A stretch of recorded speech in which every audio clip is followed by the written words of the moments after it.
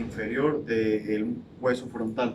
Tenemos que una de las estructuras que van a conformar a este hueso, precisamente a esta cara, va a ser la fosa orbicular, la cual va a contener en estado fresco las lágrimas del ojo.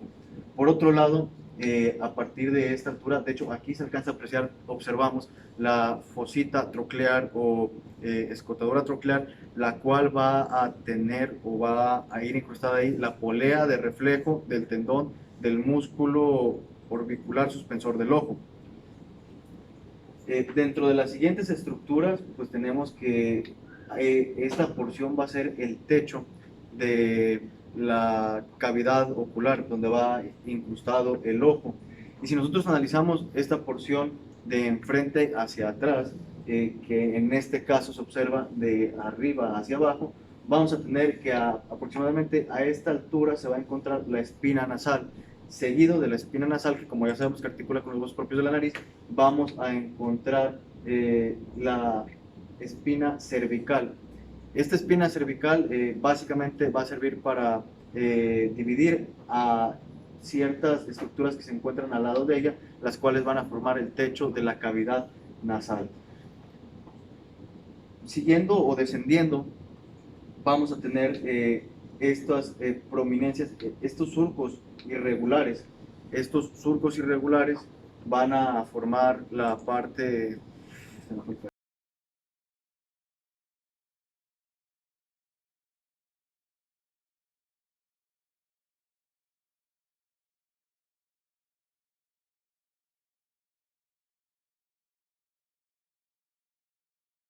Prosiguiendo con las características, vamos a tener aproximadamente a esta altura del entrecejo la denominada glabela.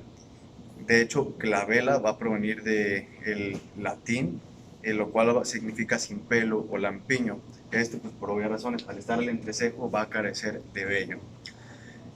Dentro de las características también encontramos que si nosotros trazamos una línea sagital o aproximadamente la línea sagital del hueso frontal, prosiguiendo con la cara posterior, vamos a tener que esta cara se va a dividir, donde 2/3 van a ser cóncavos y el tercio faltante va a ser convexo. Dentro de los tercios cóncavos vamos a encontrar las denominadas fosas o fositas frontales. Aproximadamente hasta esta altura nosotros vamos a encontrar algo que se llama cresta del frontal. Esta cresta va a terminar en estas inmediaciones y de aquí en adelante va a proseguir lo que se conoce y se denomina como surco sagital superior o surco venoso longitudinal superior. En la parte final de la cresta del frontal, nosotros vamos a encontrar lo que se conoce como agujero ciego. Este agujero básicamente va a ser un conducto por donde atraviesen las prolongaciones de la dura madre y de la vena emisaria del espirilo. De la misma manera va a tener la función de comunicar la circulación venosa de las cavidades nasales con la circulación intracraneal, específicamente del surco sagital superior. Prosiguiendo con las características, vamos a tener aproximadamente a esta altura del entrecejo la denominada glabela. De hecho, glabela va a provenir del latín, lo cual significa sin pelo o lampiño. Esto, pues, por obvias razones, al estar el entrecejo va a carecer de vello. Dentro de las características también encontramos que si nosotros trazamos una línea sagital o aproximadamente la línea sagital del hueso frontal, va a existir desde el nacimiento hasta los 10 años aproximadamente algo que se denomina sutura metópica. ¿Por qué digo hasta los 10 años? Porque se supone que a esta edad, en condiciones normales, esta sutura debe de cerrar. De la misma manera, dentro de las demás estructuras que van a conformar este hueso, encontramos a esta que se va a denominar el arco supraorbitario. Es importante no confundirlo porque se suele hacer con el arco superciliar. El arco superciliar se encuentra aproximadamente arriba de la ceja, es este que pueden observar aquí. Dentro del arco supraorbitario nosotros podemos encontrar la escotadura o agujero supraorbitaria. Esta escotadura o este agujero básicamente va a ser un conducto por el cual van a atravesar las venas y las arterias supraorbitarias. De la misma manera lo va a hacer el nervio frontal, que recordando, pues es una rama del nervio oftálmico, que a su vez es una rama del trigémino. Finalmente, para terminar con la parte anterior del hueso frontal, nosotros encontramos aproximadamente a esta altura la parte o línea temporal que va a delimitar el hueso frontal con el hueso temporal. Del mismo modo, más o menos a esta altura se puede encontrar la llamada o denominada eminencia frontal. El hueso temporal. El hueso temporal es un hueso par, el cual se va a localizar en ambos lados del cráneo. Este lo vamos a encontrar entre el hueso parietal, el hueso occipital y el hueso esfenoides. A su vez, este hueso forma parte de la porción inferior del cráneo y este va a contener cavidades las cuales se pueden relacionar con el oído. Por mencionar algunos ejemplos, tenemos la cavidad timpánica y la trompa de Eustaquio. Bueno, hablando del hueso temporal, este va a presentar tres porciones. Tenemos la porción escamosa, la porción de peñasco y la porción mastoidea o timpánica. Hablando de la porción escamosa, esta va a presentar tres bordes. Tenemos un borde superior, el cual se va a producir por la unión de la parte inferior del hueso parietal y la parte escamosa del hueso temporal. Tenemos una anterior, la cual se va a dar por una unión entre las alas del hueso esfenoideo y la porción escamosa del hueso temporal. Tenemos otro borde, el cual se va a encontrar en la porción posterior, que va a ser la unión del hueso esfenoidal con el hueso temporal. En la porción escamosa vamos a presentar la apófisis cigomática del hueso temporal, en la cual se va a articular con la apófisis del hueso molar. Bueno, hablando de la porción petrosa o peñasco, esta va a contener dos suturas.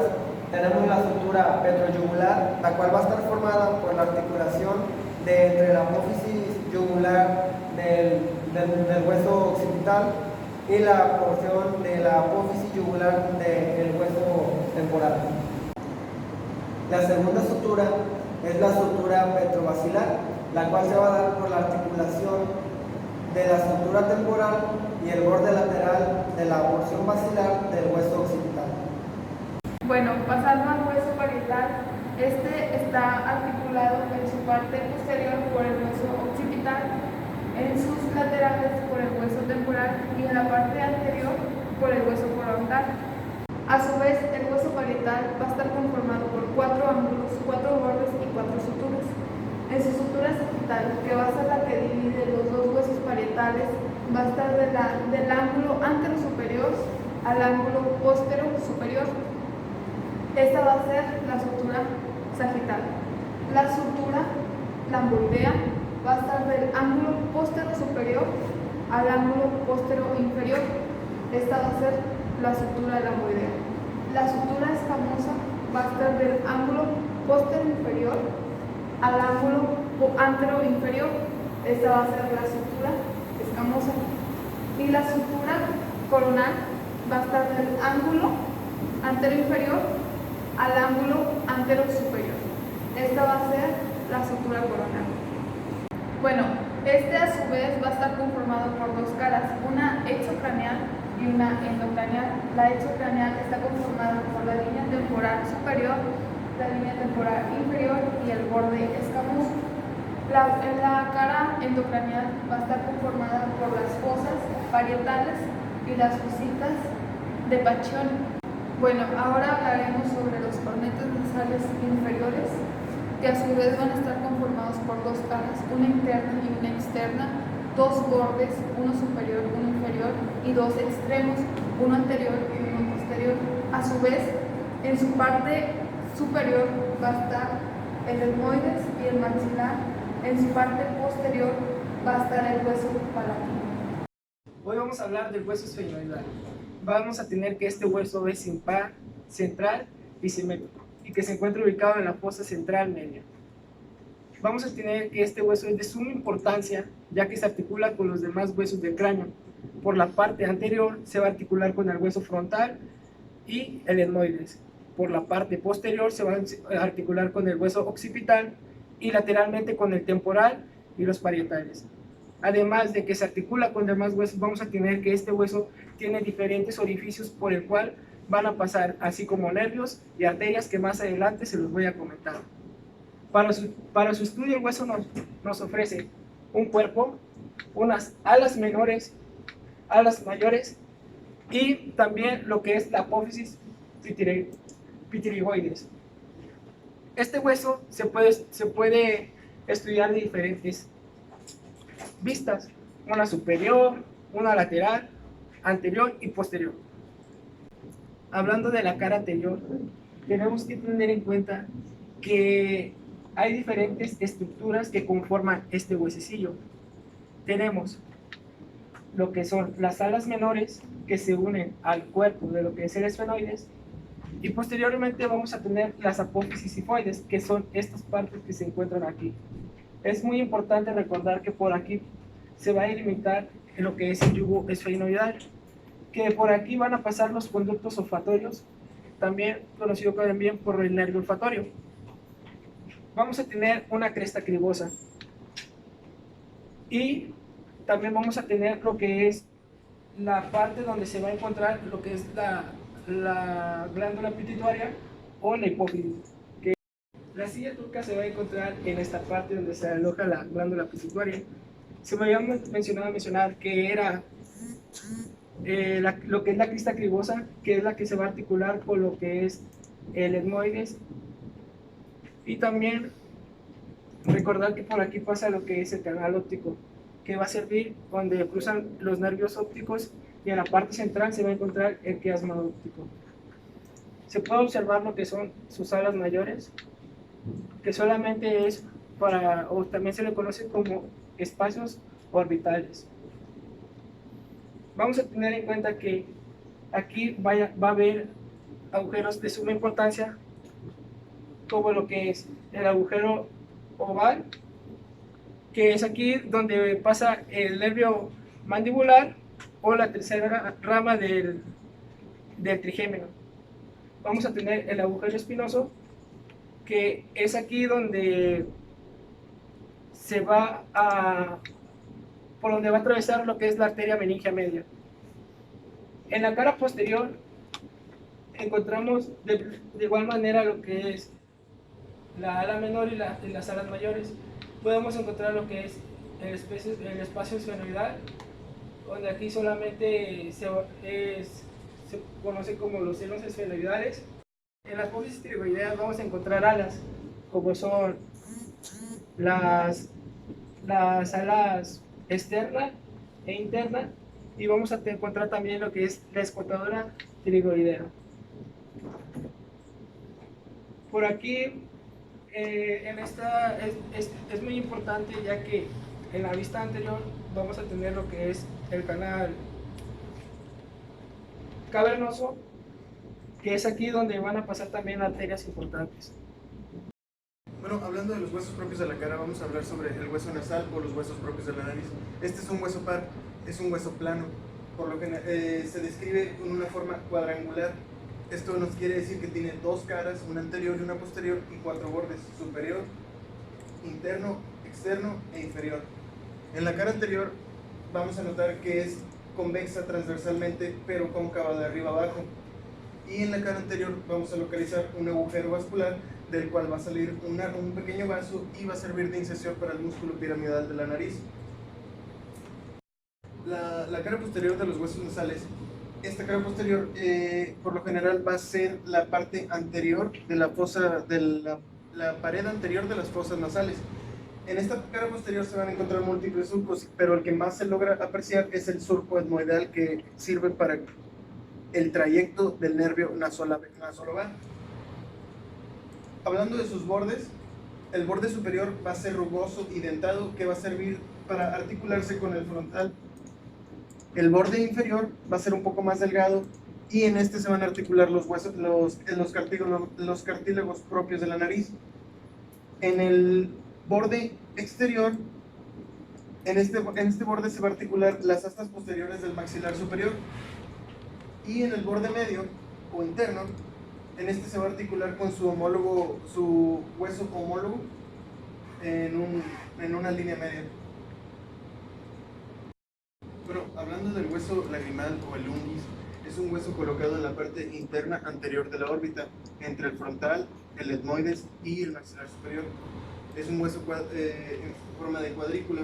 ¿Qué quiere decir esto? Que tiene dos caras, una cara externa y una cara interna, y cuatro bordes: un borde superior, interno, externo e inferior.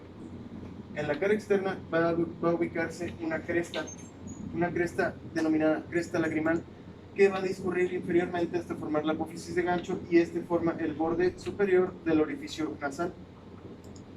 El borde posterior va a estar articulado con el etmoides en la lámina papirácea, y el borde anterior en las astas posteriores del maxilar superior. Bueno, el hueso mandibular es el hueso que forma la parte inferior de la cara. El hueso mandibular tiene una característica de que tiene forma de herradura. Tiene un cuerpo que tiene dos caras, una anterior y una posterior. En la cara anterior se va a formar un surco mentoniano de la fusión de ambos mandibulares, y va a terminar inferiormente en la eminencia mentoniana. Hacia los laterales y hacia atrás vamos a ubicar el orificio mentoniano, donde se abren los nervios mentonianos, y por encima de este, en su borde, van a estar los alvéolos dentarios. En la parte posterior vamos a tener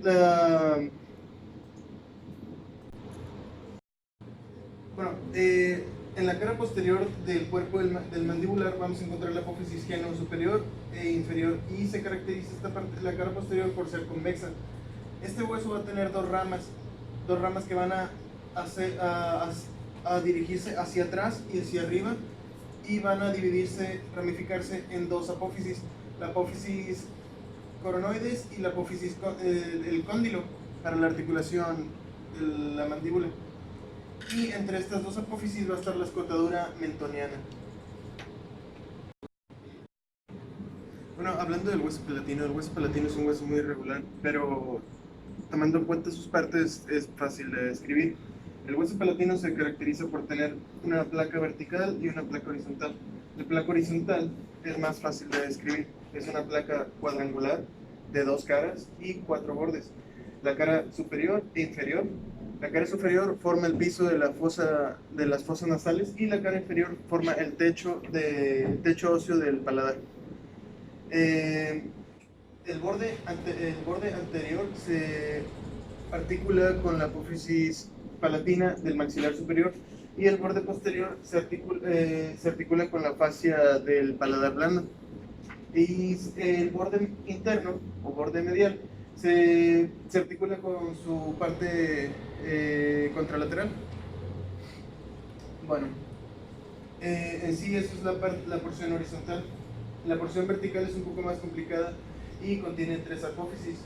La apófisis orbitaria, que sirve de articulación para el maxilar, el etmoides y el esfenoides, y la apófisis etmoidal, que sirve de articulación para el etmoides, y también una última, que es la apófisis piramidal, que sirve para articularse con el etmoides también.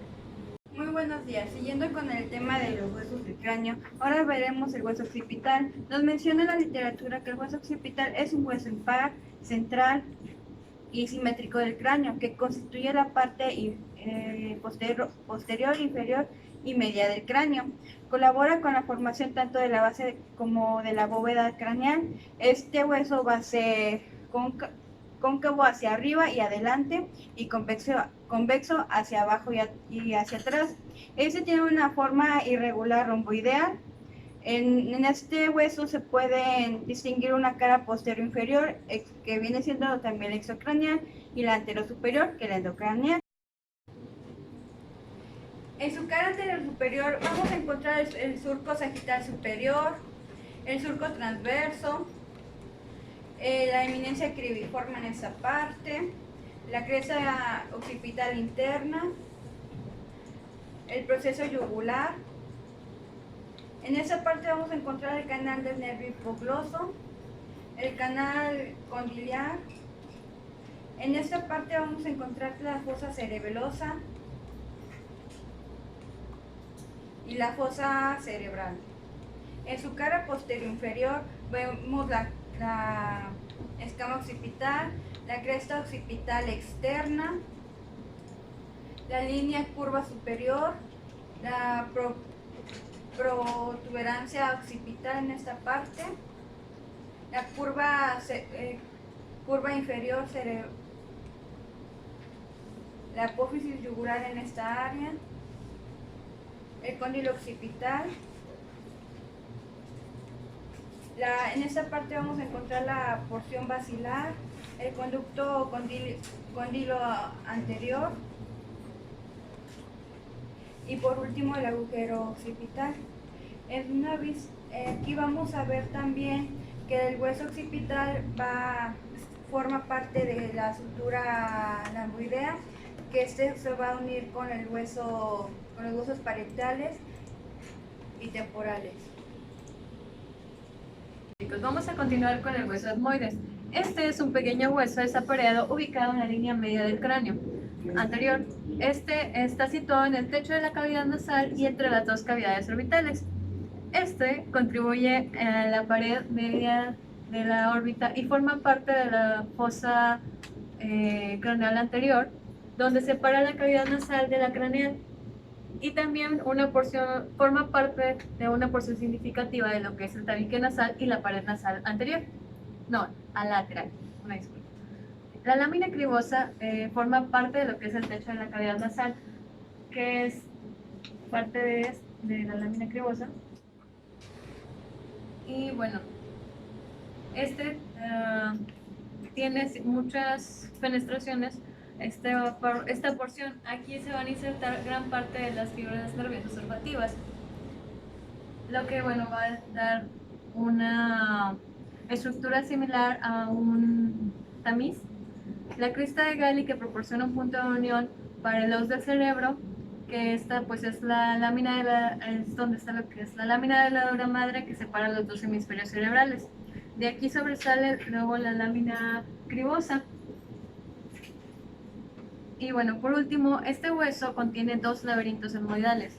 Estas son masas grandes ubicadas a cada lado, que siguen siendo estas, pero en su vista posterior se observarán mejor. Por cada lado. Y bueno, estas contienen lo que ya había mencionado de las celdillas etmoidales, también llamadas pues parte de los senos paranasales, que son dos hojas del hueso de cada lado. Este hueso se articula con otros 13, que estos son, algunos son, se articulan en pareja, que son los nasales, los maxilares, los huesos lagrimales, en los palatinos, los cornetes inferiores, y sin emparejar se encuentra con lo que es el hueso frontal, el vomer y el esfenoides. En esta porción podemos encontrar lo que es en la cara anterior, lo que es la crista de Galli, la lámina horizontal que se encuentra en esta área, como podemos observar, que esta divide pues lo que es la crista de Galli en una porción superior e inferior. La porción inferior va a tener relación con lo que es parte de la formación del tabique nasal, y esto se le conoce como lámina perpendicular. Esto es apófisis unciforme, y esto ya forma parte de lo que son los cornetes medios. Porción posterior, observamos de nuevo lo que es la crista de Galli y las apófisis unciformes. En esto lo que cabe destacar es que aquí se encuentran las hemículas etmoidales posteriores, que son estas áreas.